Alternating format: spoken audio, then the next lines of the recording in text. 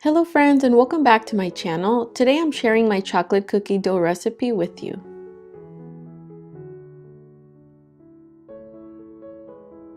To my bowl, I'm adding 1 1/4 cups of granulated sugar.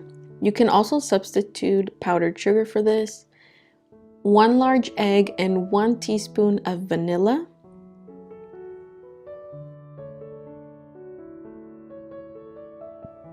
And 1 cup of softened unsalted butter.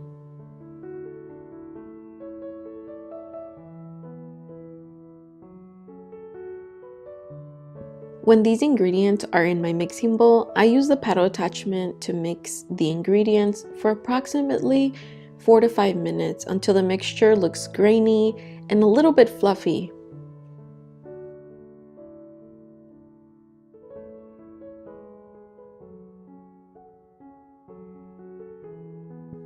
While my butter is mixing, I like to mix my dry ingredients together with a whisk.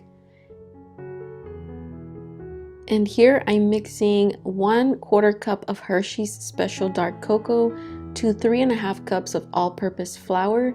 You can definitely substitute for a different type of cocoa, a different brand. I just like this brand because it makes my cookies taste like brownies. And I'm also adding in a 1/2 teaspoon of salt and a 1/4 teaspoon of baking powder.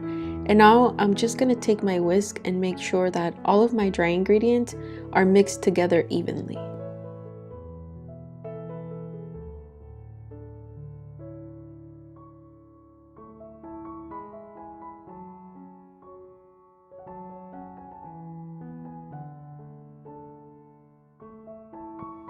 Now I'm going to pour all my dry ingredients into my butter mixture. I like to mix on slow speed for a few minutes to avoid splattering everything all over the place.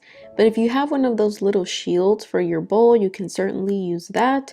Or you can also use a cloth around the top of your mixing bowl to make sure that none of the flour and cocoa fly everywhere.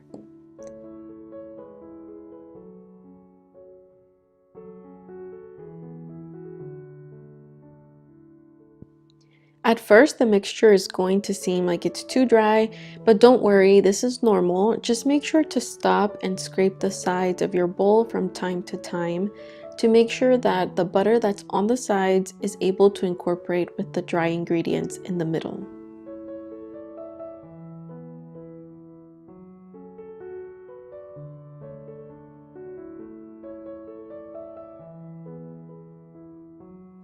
After scraping the sides of my bowl, I will put the speed up to maybe about a medium, and the whole process of your dough coming together will actually take between 5 to 7 minutes, and you'll notice that your dough is ready when it starts to come together as one piece and when you can actually see the color of the cocoa. Another way that you can tell that your dough is ready is when none of it sticks to the sides of the bowls. So here it just needs a little few more turns and then it's ready. Remember that this dough is a no chill, no spread cookie dough. If you do need to alter it and add more flavor, feel free to do so, but just remember that it might change the consistency of your dough, which might change the way that your cookies bake.